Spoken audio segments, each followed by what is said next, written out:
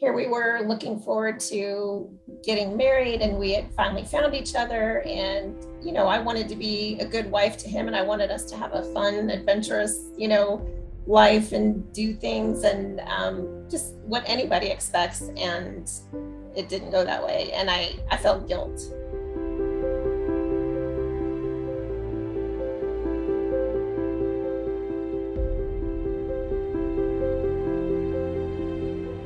Hello, and welcome to another edition of Cancer Friends with Andrew Schorr and Esther Schorr. And here we are in San Diego County, but we're joined by new friends from Jasper, Indiana, south of Indianapolis, or if you look at the map, north of Kentucky, Christy and Vince Vaal. Thanks for joining us. Thanks for having us. Being here. Okay, so this is in part a love story. In part, I think it's really a cool love story. It really is a love story, and it's a love story that does really, I think, warm your heart when somebody in a family is diagnosed with a cancer. Now, Christy, we should say you've been living for a number of years with chronic lymphocytic leukemia, like me, right? Yes. And you're doing okay? Yes, for the most part, yes. Still in watch and wait, technically. Okay, so we're going to talk about your illness as well, but we want to talk about your love story. So let's go way back. So this guy was your date at your Jasper High School senior prom, right? Yes. Do you remember that? You remember that well, Vince? Yes, I do. So most people would say you met at you went to the senior prom, eventually kept in touch and got married, but it wasn't so simple, was it, Christy? No, it wasn't. That's not how our story went. So how did it go? What happened? We went to my senior prom, and that summer we just hung out with friends. We had mutual friends, and we would just, what did we do? Drive around. Drove around the back roads, just went to parties, just small stuff. Things you do in small town. Cruised in town. Yeah. Hoosier stuff. Yeah. Yes, Yeah. Absolutely. Yes. And then that August, I left for college and went to Purdue. And then he moved to Bloomington. Okay, you went in two different directions. We should say you're a clinical social worker, right? And Vince, you have a family farm. So you eventually each of you got married and eventually divorced. Each of you had children, 2 for Christy, 1 for Vince, daughters the same age, right? And then, the same birthday. Okay. Wow. But let's flash forward 28 years later. Now you're both divorced, I guess, by then. Christy, what happened? In 2016, I was just, it was nighttime. My kids had gone to bed. I was just thumbing through Facebook, scrolling. And he came up as a suggested friend. And I couldn't believe it because I hadn't seen him in 28 years. And so I thought, it would be fun to just say hi or connect on Facebook. And so I clicked add friend, and he accepted pretty quickly. I think it was the same night. It was pretty quickly. So you get this message, Vince. What was your reaction from your prom date? I really couldn't believe it. I thought, and I didn't know where she was. I ain't talked to her in 28 years. And I drove by her home place, and the past 20 years, and I never even thought she would move back to Jasper after moving away. But here she was at Jasper. Okay, so your work took you to Jasper. Yes. Right? What happened? Well, I was over here and I was telling the guys I worked with about it. And they said, well, hell, you're over here. You might as well give her a call. What's the worst can happen? I said, well, and we hem-hauled around and we decided to meet at the ice cream place on the square. So I pulled up, haven't seen her in 28 years. She pulls up and gets out of the car. And when she smiled, she has a gap between her teeth. And I always remembered that gap. Love that gap. But She goes, well, I'm not really hungry and I'm not really thirsty. I said, well, you want to go to the river walk and we can talk, walk and talk. And so we walked to a bridge. We sat in the bridge and talked for about what, 4 hours. Yeah, something like that. And then went our separate ways. And 2 days later, we went out on a date. That is so cute. But we should mention now, Christy, you were already living with a diagnosis of a chronic illness, rheumatoid arthritis. Mhm. So you were getting medicine for that. So there, now you're dating eventually, hanging out. Okay. And so you, at some point, Vince, say, I'm going to propose. That was a big deal. How did that happen? Well, I went down and bought a ring, and I had the ring for a while, and I kept waiting. She kept going, I need to get my nails done. I need to get my nails done. So I had to take the ring and get it cleaned because it sat in my closet so long. And finally, one day we were standing outside, and I told her, I said, you need to get your nails done. It's like, oh, I'll get to it one of these days. I said, no, I think you really need to get your nails done. And then, Hint. And then it Yes. hit her. And then she goes, okay, I'll go get my nails done. And then I Oh, proposed to her the next day. Now, you didn't do it on the bridge, did you? No, that's where we got married, on the bridge we talked. Okay, so we're going to get to that in a second, but something intervened. So Christy, after you were already together, if you will, with Vince and were making plans for a wedding, you'd been losing weight rapidly. Your voice was kind of getting shaky. You were having swallowing issues. You go to the doctor, you have blood tests, and you get a phone call. You're home alone. What did they say? Well, I started having symptoms in December, that weight loss, the swallowing issues, the voice, my voice was almost completely gone. It took 3 months for them to actually run blood work. I had all kinds of other tests done, but the blood work wasn't run until March. And they called me, a nurse called me when I was home alone and told me that I have leukemia. and this was just before you two were going to get married, right? The Like, wedding was planned for April. right, a Now, month before. I, having talked to you previously, I knew you're a social worker, but you were crying, totally devastated. Vince isn't there. Right. You're like distraught. Okay.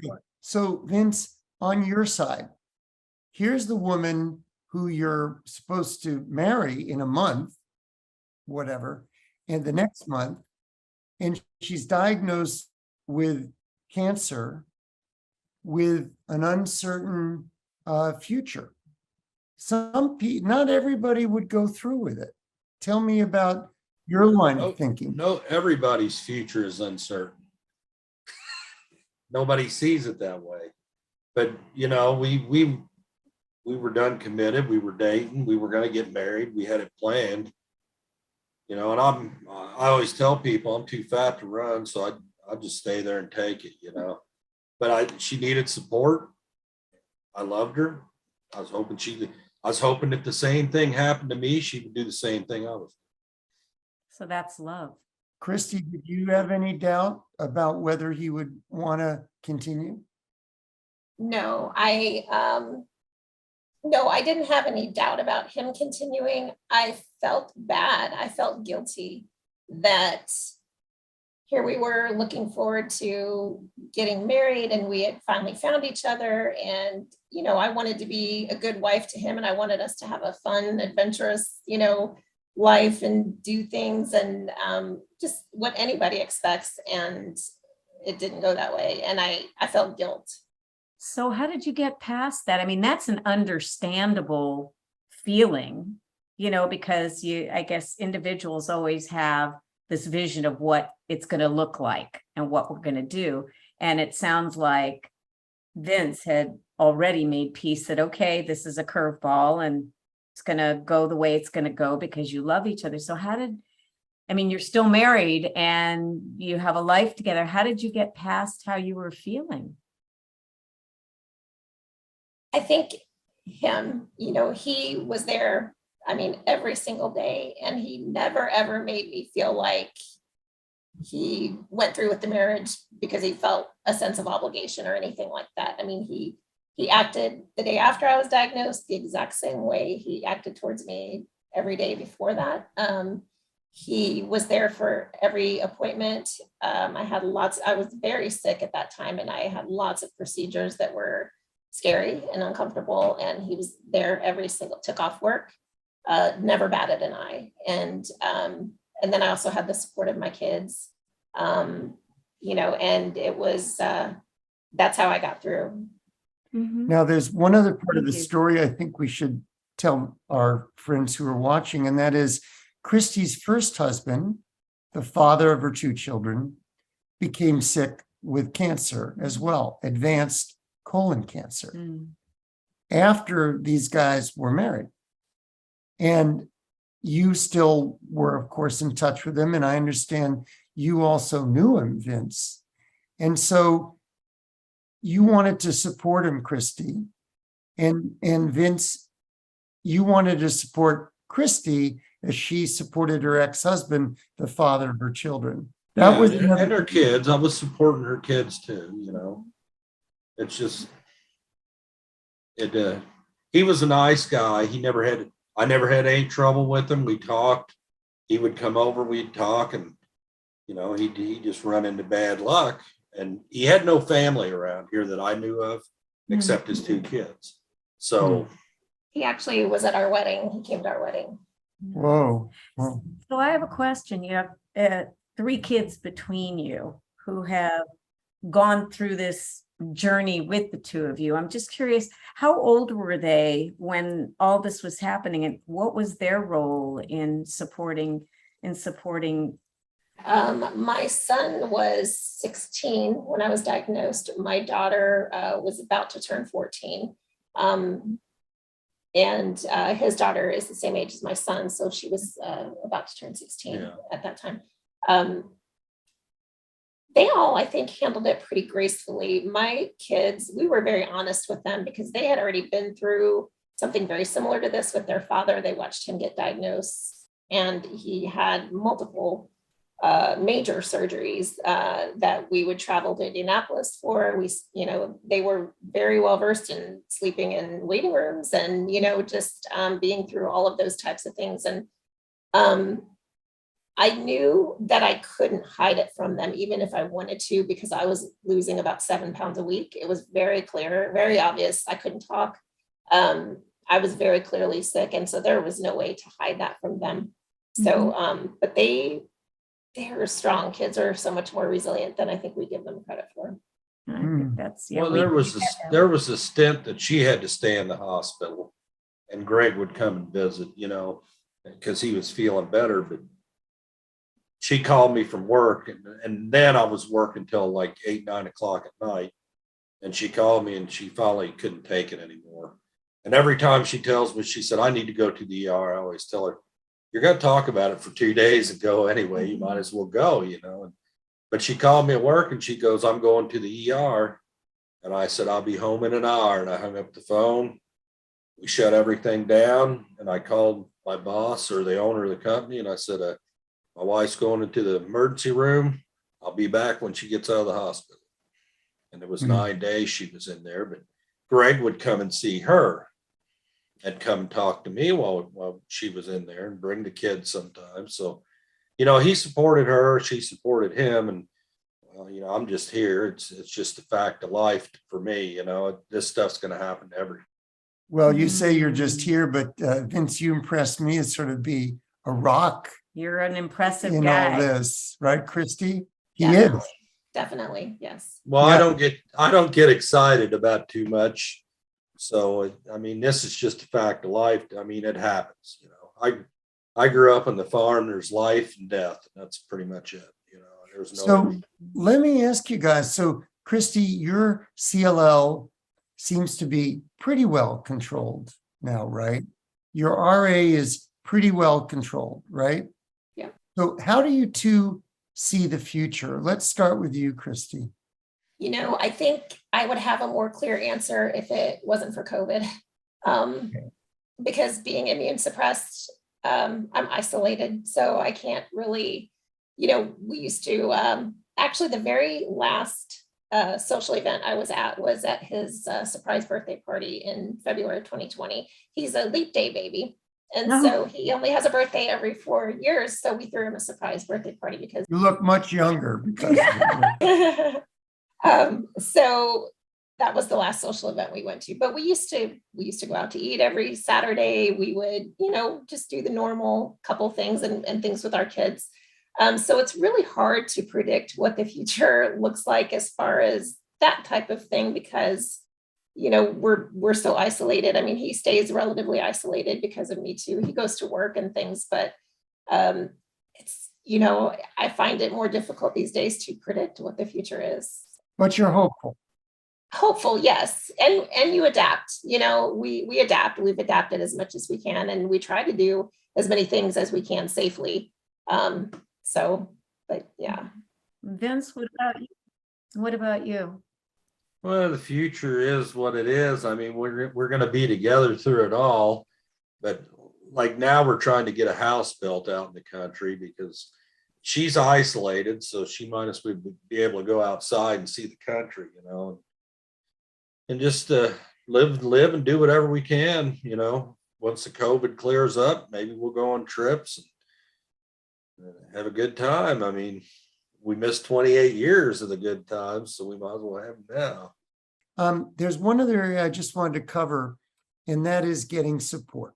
Mhm. So Christy, there you are, a social worker, but I know you've told me previously, it's meant a lot to you to connect with other patients, particularly online in a virtual support group.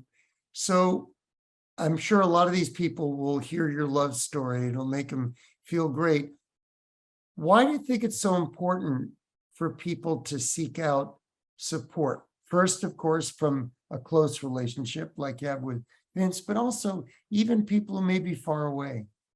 I think, first of all, I always say to my patients to, whatever your illness is, whatever your issue is, try to find a support group that is comprised of people that are going through exactly what you're going through, that have your diagnosis or whatever it is, because there's just nothing quite like being able to talk to people who know exactly what you're going through and are going through it themselves. It's been very important to me to have family support. I was very fortunate to have that. But the group of ladies that I'm in the virtual support group with, they have just helped me feel, it's hard to feel normal when you have CLL, especially during COVID. It's hard to, they kind of normalize it in a way for me and make me feel not so different. We share information, we all go to various specialists and things, and we're all at various stages of our disease. And there's a lot of information I've gained from talking to them, because some of them are farther along than I am. And so it gives me an idea of what to expect possibly. We support each other. We know exactly what it feels like when you get bad news, when you've gone to your doctor and your labs aren't great. And it just, it's just so helpful and so important to have that. I think it's validation. Mhm. Sometimes you can feel when you're chronically ill, like you're a burden, or like you're always kind of preoccupied with your illness. When you talk to other people who are going through it, you realize they feel the same way, and it's validating. So. And Vince, I'm in sort of the same position as you are, being the person along for the ride. Yeah, for the long term. And I'm just curious, from the standpoint of support that you've needed or you've gotten, have you, anything you would say has been helpful to you, or that you would say other care partners would want to have during this? My biggest relief is when I go to the farm and work. It's just like the world's lifted off my shoulder. Nobody bothers me. I can do what I want. I get to spend time with my mom and dad. They're getting up in age, and and a lot of kids don't get that. But for the past 25 years, I've got to see them every day, except here the past 2 years. I don't make it down there every day like I used to, but I try to make it about 3-4 times a week. Good And for I you. just love it out there in the country. Nobody bothers you, no neighbors, you know.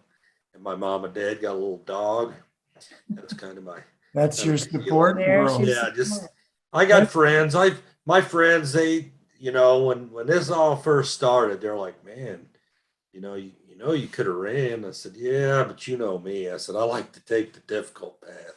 I said, I've been doing it my whole life. I said, but I said, you can't run. I mean, that's just kind of being a coward to me. And and I loved her. I mean, I loved her. So, but it's been different. I've learned a lot because, my great uncles and stuff, they got cancer and we took care of them. But, they were 78 years old. Different. It's a different when they're young like that. And it's different when you're side by side with them. So, Christy, would you say that from your experience, love can have a power over cancer? Yes, it obviously can't cure it, but it sure can make it a lot easier to live with, and to make it through it. It gives you the strength, I think, that you need to make it day to day, and to just not give up, and to that support is everything. So and just knowing that no matter what happens, he's right by me. I mean, that really helped me get To through be it. honest with you, I never thought I'd be going to a cancer treatment unless it was my own, until I went with her, and knock on wood, I haven't had to go through any yet. Keep knocking. Well, it's like I told her, I said, I've been around chemicals my whole life. I drank, I used to drink, party like hell. I said, I actually made it through it all, and I'm still in decent health, What's So- interesting, I think, he's, the farmers around here, I don't know, but they tend to be, they don't like to go to doctors, and they fix themselves. Whenever he's stitched himself up, he's set his own bones, all kinds of things. And so for him to be at a doctor's office every month, with me, or being in, is totally new for him, and it's a totally different environment. And it's, we always joke, because when he goes with me, he can't help but he looks through the cabinets until the doctor gets in, And and I he gotta just kind of sit- snoops. I got to sit in the doctor's And he chair. has to sit. It's become fun, we kind of make it a joke, and we make it funny. But it's, it was a totally different experience for him, because he's just never been a person to go to the doctor or anything like that. And so, yeah. Well, He's like a little boy there. He's like a little boy at the doctor's when office. she first started going through treatment, I would go in there, and it was taking 6-8 hours. Yeah. And the nurses are like, well, we can call you when it's done. I said, well, what if something happens in between to her? What if something happens to her and I'm not here? I said, hell, I took off work. They're paying me. I can sit in here and grunt through it with her, And so I sat through every treatment, just in case, because her body's wacky. I mean, stuff happens to her that don't happen to the normal person. Oh, we have a few Oh, my. stories like that too, Yeah, but we that's for understand. another time. One last thing for the people who are watching who might have CLL, like you and me, Christy. Are you hopeful? With CLL, there's been a lot of progress. Are you hopeful for yourself? Yes. I think I'm just shocked all the time about how fast the progress is being made. It seems like every other month there's a new drug that they're talking about, that they're doing trials on, and listening to my friends in the support group, and some of the new drugs and the clinical trials that they're in. It's just amazing. So yes, absolutely, I have hope, and I don't think it's false hope. I think it's Well, medicine is amazing. Yeah. The stuff they do, it's just unreal. we, Esther and I, as we hope to have many years together, wish you many, many years together. Absolutely. Time on the bridge again to have conversations as you walk around. And we wish you well. Vince, can you do me a big favor before we go? Give this lady a hug and a kiss. Oh, I can do that. Oh, yay. All right. Makes me want to go to a bridge somewhere and hug you. I know it. I I love know it. a good one. Thank you for being our friends here and on our Yeah. Cancer Friends program. We really enjoy it. Andrew and Esther, Christy and Vince, all together with love. Been a pleasure meeting you. Thank you.